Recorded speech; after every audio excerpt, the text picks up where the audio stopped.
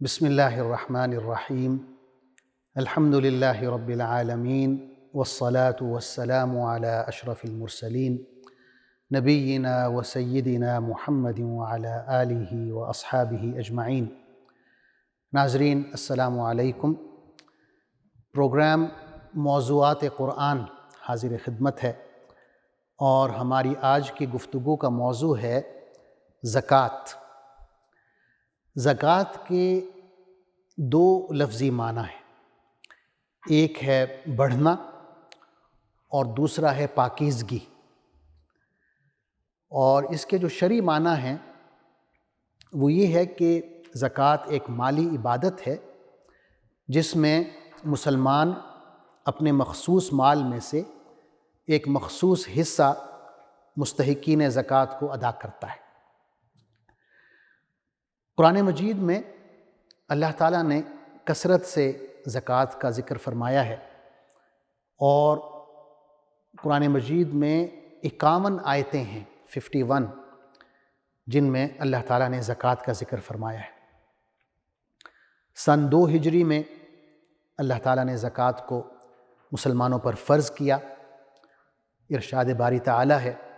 وَأَقِیمُوا الصَّلَاةَ وَآتُوا الزَّکَاةَ وَمَا تُقَدِّمُوا لِأَنفُسِكُم مِّن خَيْرٍ تَجِدُوهُ عِندَ اللَّهِ، کہ نماز قائم کرو اور زکوٰۃ دو، اور تم اپنی عاقبت کے لیے جو بھلائی کما کر آگے بھیجو گے اللہ کے ہاں اسے موجود پاؤ گے۔ زکوٰۃ کی جو فضیلت ہے اور حکمت ہے اس کے حوالے سے یہ بتایا گیا ہے کہ یہ مال کو بھی پاک کرتی ہے اور دلوں کو بھی پاک کرتی ہے۔ مثلاً یہ غریب کے دل کو پاک کرتی ہے، جس میں امیر کے بارے میں عام طور پر غصہ اور نفرت پائی جاتی ہے۔ جب وہ زکوٰۃ وصول کرتا ہے تو اس کے دل سے امیر کے خلاف جو غصہ ہے یا نفرت ہے وہ جاتا رہتا ہے۔ اسی طرح امیر کے دل میں بھی غریب کے لیے جو ایک کیا کہنا چاہیے ایک حقارت کا پہلو ہوتا ہے یا تصور ہوتا ہے وہ ختم ہو جاتا ہے، اس کی جگہ محبت، ہمدردی اور خیرخواہی لے لیتی ہے۔ تو زکوٰۃ جس طرح ہمارے مال کو پاک کرتی ہے اسی طرح ہمارے دلوں کو بھی پاک کرتی ہے، اور اللہ کے حکم سے یہ مال جو ہے پھر بڑھنے لگتا ہے، کیونکہ زکوٰۃ کے معانی میں ایک معنی بڑھوتری کے بھی ہیں، زیادہ ہونے کے۔ قرآن مجید میں اللہ تعالیٰ رسول اللہ صلی اللہ علیہ وسلم کو یہ حکم دے رہے ہیں۔ ارشاد باری تعالیٰ ہے خُذْ مِنْ أَمْوَالِهِمْ صَدَقَةً تُطَهِّرُهُمْ وَتُزَكِّيهِمْ بِهَا، کہ اے نبی صلی اللہ علیہ وسلم تم ان اموال میں سے یا ان کے اموال میں سے، صحابہ کرام کے اموال میں سے صدقہ لے کر، زکوٰۃ لے کر انہیں پاک کرو اور نیکی کی راہ میں انہیں اور بڑھاؤ۔ ناظرین، یہ جو ہم زکوٰۃ دیتے ہیں یا جو معاشرے کے امیر لوگ غریبوں کو زکوٰۃ دیتے ہیں، دراصل یہ زکوٰۃ امیر کے مال میں غریب کا حق ہے۔ یعنی اللہ تعالیٰ ہمیں یہ بتا رہے ہیں کہ کہیں امیر یہ نہ سمجھیں کہ ہم غریبوں پر احسان کر رہے ہیں زکوٰۃ دے کر، بلکہ اللہ تعالیٰ فرما رہے ہیں وَفِي أَمْوَالِهِمْ حَقٌّ لِلسَّائِلِ وَالْمَحْرُومِ، کہ ان کے اموال میں یعنی امیروں کے اموال میں سائل کے لیے اور محروم کے لیے حق ہے۔ یہ حق اللہ نے انہیں دیا ہے، تو ہم جب اس زکوٰۃ کو ادا کریں تو یہ سمجھ کر ادا کریں کہ ہم انہیں ان کا حق واپس لوٹا رہے ہیں، کوئی احسان نہیں کر رہے۔ اسی طرح ان لوگوں کے لیے جو یہ حق ادا نہیں کرتے ان کے لیے شدید وعید آئی ہے۔ قرآن مجید میں سورہ توبہ میں ہم پڑھتے ہیں، اللہ تعالیٰ فرماتے ہیں وَالَّذِينَ يَكْنِزُونَ الذَّهَبَ وَالْفِضَّةَ وَلَا يُنْفِقُونَهَا فِي سَبِيلِ اللَّهِ فَبَشِّرْهُمْ بِعَذَابٍ أَلِيمٍ، کہ ان لوگوں کو دردناک عذاب کی خوشخبری سنا دو جو لوگ مال اکٹھا کرتے ہیں، ڈھیر لگا دیتے ہیں سونے کا اور چاندی کا، لیکن اللہ کی راہ میں خرچ نہیں کرتے۔ حدیث میں آتا ہے کہ جب یہ آیت نازل ہوئی تو صحابہ کرام پریشان ہو گئے کہ کیا ہم مال اکٹھا نہ کیا کریں؟ تو رسول اللہ صلی اللہ علیہ وسلم نے فرمایا کہ اگر تم اس مال کی زکوٰۃ ادا کرتے ہو تو پھر کوئی حرج نہیں ہے، پھر آپ حلال طریقے سے جائز ذرائع کے ذریعے مال اکٹھا کر سکتے ہیں۔ یا ایک حدیث میں رسول اللہ صلی اللہ علیہ وسلم نے یوں تنبیہ فرمائی، آپ کا ارشاد ہے ما منع قوم الزکاۃ الا ابتلاہم اللہ بالسنین، کہ جب کسی قوم نے زکوٰۃ ادا کرنا چھوڑ دی تو اللہ تعالیٰ نے انہیں قحط سالی کی شکل میں آزمایا، یعنی اس میں بارشوں کا نہ ہونا ہے، یا اتنا زیادہ ہو جانا ہے کہ ایک سیلابی شکل آ جائے، کوئی بھی آسمانی آفت ناگہانی مصیبت آ جائے، یا بالکل ہی بارش بند ہو جائے اور ایک قحط سالی کا عالم ہو۔ تو حضور صلی اللہ علیہ وسلم اس طرح تنبیہ فرما رہے ہیں کہ یہ جو قحط سالی آتی ہے، خوراک کی قلت ہو جاتی ہے، اس کی وجہ یہ ہوتی ہے کہ لوگ زکوٰۃ ادا نہیں کرتے، غریبوں کا جو حق ہے ان کے مال میں، اس حق کو بھول جاتے ہیں۔ اور یہ بھی اہم بات ہمیں جاننی چاہیے کہ تمام امت کا اس بات پر اتفاق ہے کہ جو شخص زکوٰۃ ادا کرنے سے جان بوجھ کر انکار کرتا ہے، زکوٰۃ کا منکر ہوتا ہے، وہ دین اسلام سے باہر نکل جاتا ہے۔ اور غالباً امت کے اسی اجماع کے تحت خلیفہ اول صدیق اکبر حضرت ابوبکر صدیق رضی اللہ عنہ نے یہ فیصلہ کیا، اور اس میں تمام صحابہ شامل تھے، کہ وہ لوگ جنہوں نے رسول اللہ صلی اللہ علیہ وسلم کی وفات کے بعد زکوٰۃ دینے سے انکار کر دیا تھا، تو صحابہ کرام نے ان کے خلاف جنگ کی اور انہیں مرتد شمار کیا، کیونکہ انہوں نے دین کا جو اتنا عظیم رکن ہے زکوٰۃ، اس کو ادا کرنے سے انکار کیا تھا۔ وہ لوگ جو زکوٰۃ لینے کے مستحق ہیں، جنہیں زکوٰۃ ادا کرنی چاہیے، یعنی ہمیں ان لوگوں کو، جن لوگوں کو زکوٰۃ ادا کرنی چاہیے، مستحقین زکوٰۃ، ان کا بھی ذکر اللہ تعالیٰ نے خود فرما دیا ہے۔ سورہ توبہ کی آیت نمبر 60 ہے، جس میں اللہ تعالیٰ فرماتے ہیں انما الصدقات للفقراء والمساکین والعاملین علیہا والمؤلفۃ قلوبہم وفی الرقاب والغارمین وفی سبیل اللہ وابن السبیل، کہ یہ جو صدقات ہیں، صدقات سے مراد یہاں پہ زکوٰۃ ہے، یہ دراصل فقیروں اور مسکینوں کے لیے ہیں، اور ان لوگوں کے لیے ہیں جو زکوٰۃ کو اکٹھا کرنے کے کام پر مامور ہوتے ہیں، یعنی ان کو بطور ملازم رکھا جاتا ہے کہ وہ زکوٰۃ کا مال اکٹھا کر کے لے آئیں، اور ان کے لیے جن کی تالیف قلب مطلوب ہوتی ہے، نیز یہ گردنوں کے چھڑانے اور قرض داروں کی مدد کرنے میں اور راہ خدا میں اور مسافر نوازی میں استعمال کرنے کے لیے ہے۔ یہ ایک فریضہ ہے اللہ تعالیٰ کی طرف سے۔ تو ناظرین، یہ جو 8 قسم کے لوگ اللہ تعالیٰ نے اس آیت میں گنوائے ہیں، ان کی بھی علماء نے تعریف کی ہے کہ ٹیکنیکلی فقیر کون ہے، مسکین کون ہے، وہ شخص جو زکوٰۃ کو کلیکٹ کرنے کے حوالے سے ملازم رکھا گیا ہے وہ کون ہے، مؤلفۃ القلوب کون ہیں، یا گردنیں چھڑانا، کن کی گردنیں چھڑانا مقصود ہے، یا غارمین کون ہیں، قرض دار کون ہیں، یا فی سبیل اللہ سے کیا مراد ہے، ابن السبیل سے کیا مراد ہے۔ تو مثال کے طور پہ فقیر اور مسکین کا فرق بتایا ہے علماء نے، کہ ہیں تو دونوں حاجت مند، لیکن جو فقیر ہے وہ زیادہ مستحق ہے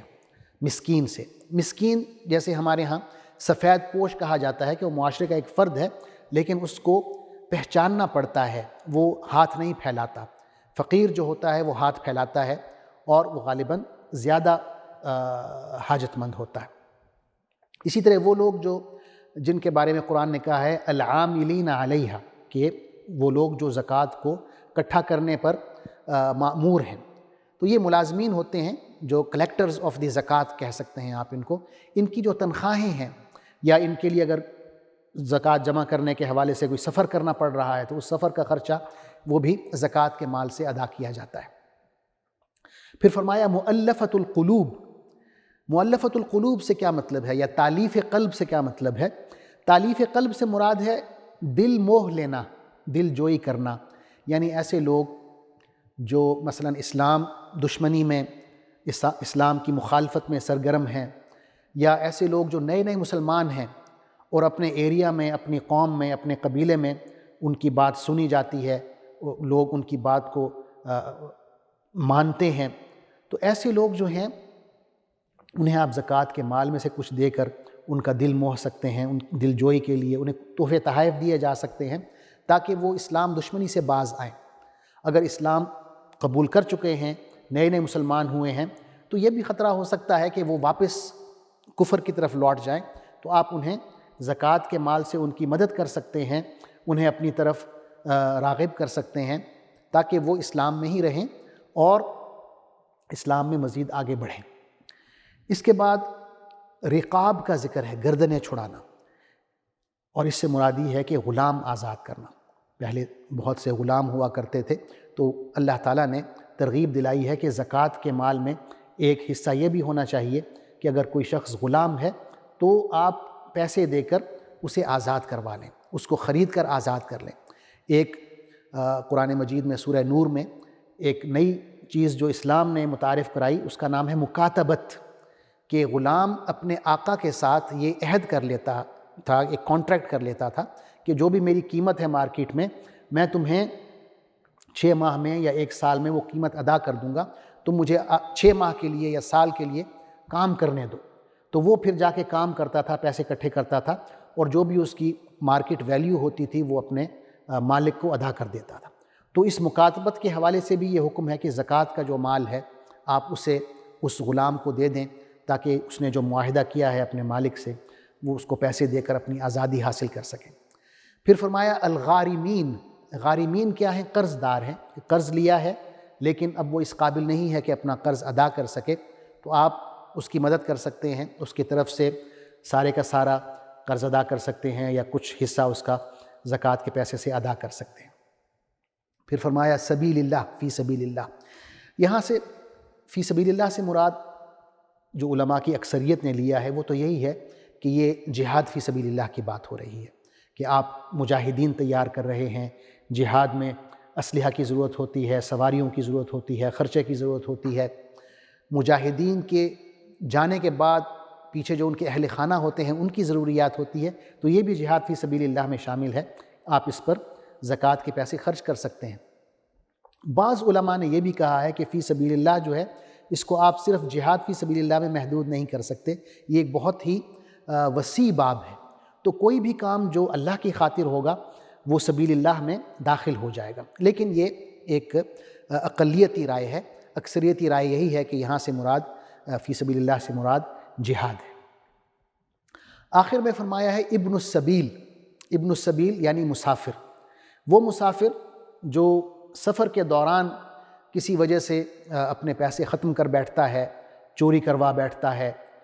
یا کسی اور وجہ سے وہ حاجت مند ہو جاتا ہے، پیسے ختم ہو جاتے ہیں، تو آپ اس کی بھی مدد کر سکتے ہیں زکوٰۃ کے پیسوں سے۔ وہ اپنے گھر میں بے شک امیر ہی کیوں نہ ہو، لیکن اگر سفر میں اسے پیسوں کی حاجت ہوئی ہے تو آپ اس کی مدد کر سکتے ہیں۔ زکوٰۃ کے حوالے سے ناظرین ایک اور بات بھی توجہ طلب ہے کہ اگر اللہ نے آپ کو اس قابل بنایا ہے کہ آپ زکوٰۃ دے سکتے ہیں تو اس پر آپ اللہ کا شکر ادا کریں کہ اس نے آپ کو زکوٰۃ دینے والا بنایا ہے، زکوٰۃ لینے والا نہیں بنایا، کیونکہ رسول اللہ صلی اللہ علیہ وسلم کا فرمان ہے الید العلیٰ خیر من الید السفلیٰ، کہ اوپر والا ہاتھ نیچے والے ہاتھ سے بہتر ہے۔ اوپر والا ہاتھ جو ہے وہ دینے والا ہے، نیچے والا جو ہے وہ لینے والا ہے، تو اس پر اللہ کا شکر ادا کرنا چاہیے کہ اللہ نے آپ کو اس قابل بنایا ہے کہ آپ اللہ کی راہ میں اپنا مال خرچ کر رہے ہیں، اور اللہ کا وعدہ ہے کہ اگر آپ شکر ادا کریں گے تو میں آپ کو اور زیادہ دوں گا، اس نعمت کو جس پر آپ شکر ادا کر رہے ہیں اس نعمت کو اور زیادہ بڑھا دوں گا۔ سورہ ابراہیم میں ہم پڑھتے ہیں وَإِذْ تَأَذَّنَ رَبُّكُمْ لَئِن شَكَرْتُمْ لَأَزِيدَنَّكُمْ، کہ اللہ نے یہ فیصلہ کر دیا ہے، یہ اعلان فرما دیا ہے کہ اگر تم میرا شکر ادا کرو گے تو میں تمہیں اور زیادہ عطا کروں گا۔ مال کی وہ قسمیں جن میں سے ہم زکوٰۃ ادا کرتے ہیں یہ بھی مختلف ہیں۔ ہمارے علماء نے اللہ تعالیٰ انہیں جزائے خیر عطا فرمائے ان کا ذکر کیا ہے۔ سونا، چاندی، نقدی یہ سب سے اہم ہے، اس میں پھر انہوں نے نصاب مقرر کیا ہے کہ اس نصاب تک پہنچ جائے تو پھر آپ نے اس میں زکوٰۃ ادا کرنی ہے۔ فصلیں ہیں، پھل ہیں، ان پر زکوٰۃ واجب ہے، اور اس میں پھر 2 قسمیں ہیں کہ وہ فصلیں یا وہ پھل جو بارانی طریقے سے کاشت کی جاتی ہیں، یعنی بارش کے ذریعے آپ کو اس میں کوئی محنت نہیں کرنی پڑتی، نہر سے پانی نہیں لانا پڑتا، تو اس میں جو زکوٰۃ ہے وہ زیادہ دینی پڑتی ہے۔ وہ فصلیں جو آپ نہر سے پانی کھینچ کر لاتے ہیں، محنت کرتے ہیں، اس میں زکوٰۃ جو ہے وہ کم دینی پڑتی ہے۔ اسی طرح مال تجارت ہے، زمین سے نکلنے والے معدنیات ہیں،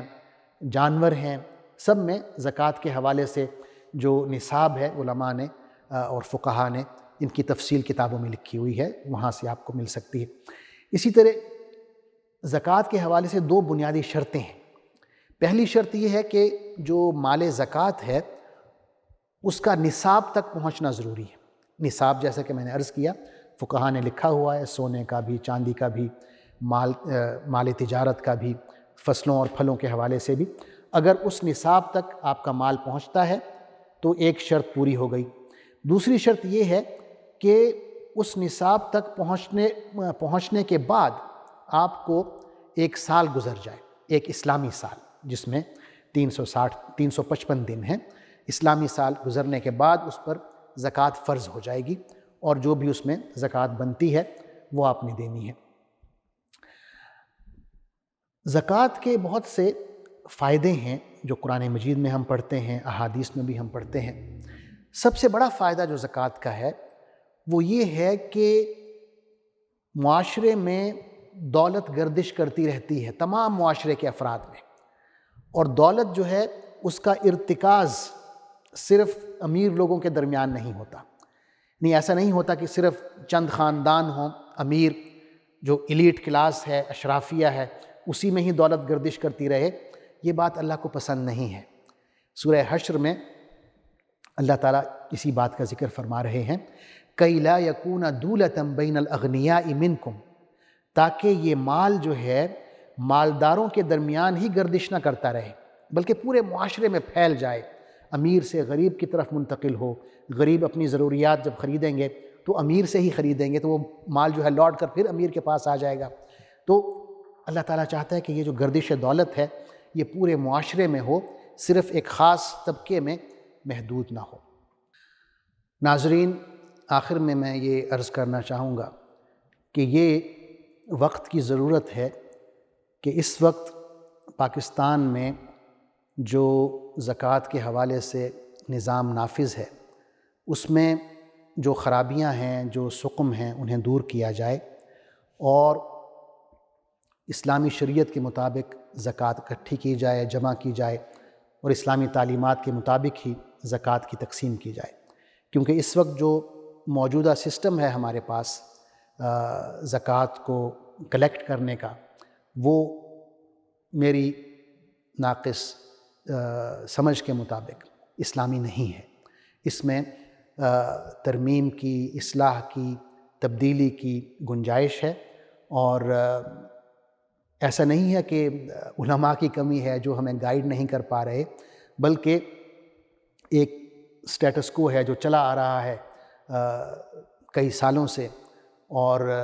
اس میں تبدیلی نہیں کی جا رہی۔ ہمارے پاس ادارے ہیں الحمدللہ، اسلامی نظریاتی کونسل ہے اور بھی علماء موجود ہیں، تو ان سے ہم ہدایات اور رہنمائی حاصل کر سکتے ہیں کہ اس وقت جو موجودہ سسٹم ہے ہمارے پاس زکوٰۃ کلیکٹ کرنے کے حوالے سے، اس میں جو خرابیاں ہیں ان کی نشاندہی کی جائے اور اسلامی طریقے کے مطابق زکوٰۃ کو اکٹھا بھی کیا جائے اور تقسیم کیا جائے۔ آپ کا بہت بہت شکریہ، جزاکم اللہ خیراً، والسلام علیکم ورحمۃ اللہ وبرکاتہ۔